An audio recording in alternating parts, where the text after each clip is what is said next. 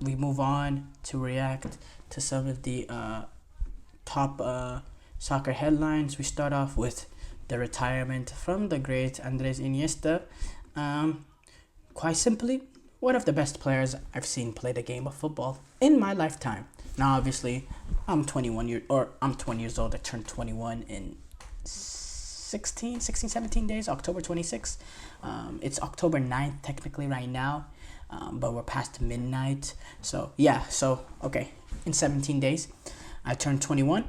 Um, so, not relatively the longest life up to this point. Hopefully, God willing, I have a lot more years to come. But going back to it though, just quite frankly, one of the best players I've ever seen. His ability to keep the ball in midfield, you know, the way he dictates the tempo. I mean, what can he not do? Andres Iniesta. You know, man, when I think about Andres Iniesta, I think about quality, think about footballing IQ, I think about being at the right place at the right time, scoring the goals, having the big moments, dictating play, pure technique, ability to drive with the ball, ability to play in tight spaces, have wonderful skill, have that Brazilian flair about him, but also have the technique of the tiki taka of great passing. He could pass great, he could dribble great, he could play in tight spaces, he could, make late runs and get goals. You saw it. He got big goals as well, scored a winning goal in the World Cup final, have some big goals in the Champions League for Barcelona. I mean, what can he not do? What it's just he's just a great player, and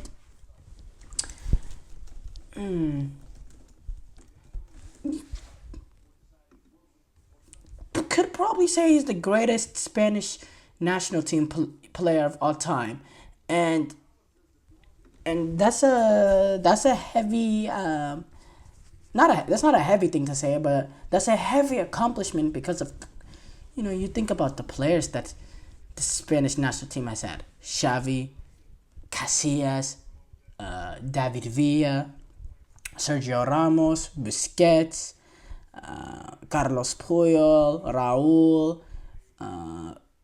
Piqué, Fernando Torres, David Silva, Cesc Fabregas. But this is by the way, these are all players that the Spanish national team have had within the last 15 years, 15, 20 years. And it just shows the quality is just unbelievable with the Spanish national team. And yeah, salute to Andres Iniesta. Just such a quality player, such a talent. And it doesn't get much more iconic than a winning goal in a World Cup final, in the first African World Cup as well in South Africa. It was my first World Cup that I ever watched, so it has a special moment in my heart as well. Seeing Andres Iniesta, me being at my cousin's house watching that game, seeing Iniesta with the winning goal. I was a huge Spanish national team fan for that final because they were going up against a Netherlands team that knocked out Brazil, my team, in the quarterfinals. That left me heartbroken. On my, on the floor of my cousin's house in tears in that game. With talking about that Brazil game, a few days later, turning into a huge Spain fan as they took on the Netherlands. Yeah, it's just what a goal, what a player, and what a career he's had. He really is, and he was part of the greatest midfield of all time. Playing alongside the likes of Xavi and Busquets at Barcelona. It's pretty much the greatest midfield of all time. So great career, magnificent career, and I hopefully he enjoys his retirement. Chicago has named USMNT's Greg Berhalter as head coach. No, as yes, not just head coach but also director of football, which is what Rao. He's gonna oversee all the technical aspects of Chicago Fire, and he'll also manage the national team. Greg Berhalter said, "I am honored to be named director of football and head coach of the Chicago Fire, and I would like to thank Joe Mansueto for his trust." Berhalter said Chicago is an incredible city with a true love for the sport, and it's become home to me and my has become home to me and my family over the last 6 years. I share Joe's vision of transforming the Fire into a world class organization that our fans in the city can be proud of, and I look forward to working alongside our staff and players to achieve our goals. Whenever Mansueto was speaking about the decision to bring in Berhalter, he said, after a thorough and detailed search that includes a number. By the way, that's Joe Mansueto is the Chicago Fire owner and chairman. After a thorough and detailed search that included a number of exceptional candidates, it became clear that Greg Berhalter was the right choice to lead our sporting operations. His previous success in MLS, where he thrived in a dual role, and his experience leading the U.S. men's national team over the last 5+ years makes him an ideal fit for our vision for the club moving forward.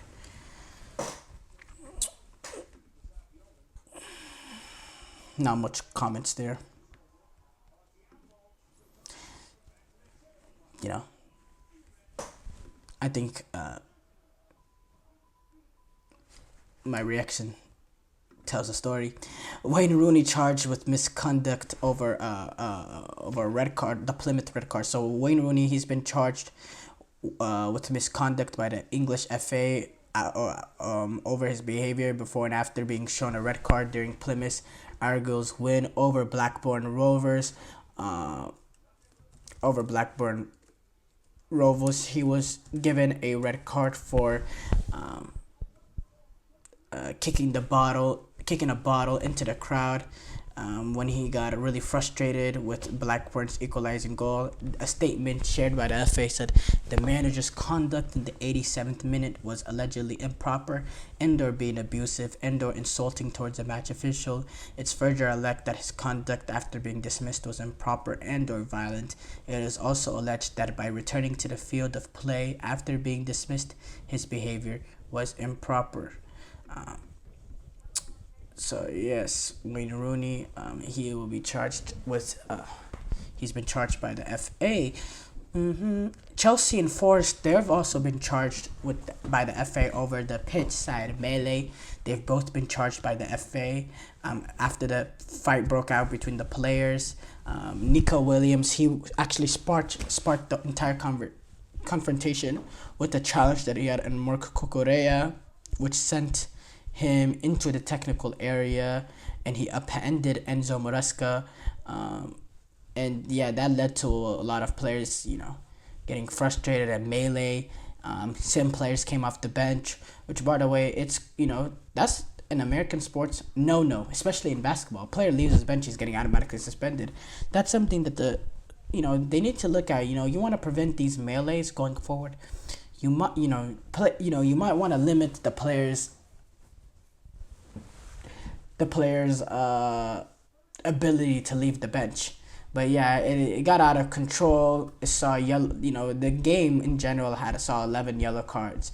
It was a really, really aggressive game and fun game to watch if you're a neutral. I do have to say, for me, it was a little nerve-wracking down the stretch as a Chelsea fan. But if you're a neutral, you would probably enjoyed that game because, drama, goals, good attacking football on both sides, both teams going after it. It's great to see. Manchester City's director Stein is gonna leave after the season. Sources say their director of football is set to leave the club at the end of the season. He's been a huge part. He arrived at Man City in 2012. 12 years later, 13 years later, at the end of the season, he'll leave. He was the manager that appointed Pep Guardiola. He was involved in appointing Pep Guardiola, and yeah, that's There's a lot of talks with the 115 cases. There's some conspiracy theorists out there, but I'm not gonna be one of them. And yeah, he will be leaving United. Thank you guys though for tuning into the GSMC Soccer Podcast presented by the GSMC Sports Network. Your support means a lot to us, so please remember to subscribe to the show and leave a positive review. It really does make a difference. We also invite you to follow us on Facebook, Twitter, TikTok, and Instagram for more content and updates. So thank you once again and have a wonderful, wonderful day.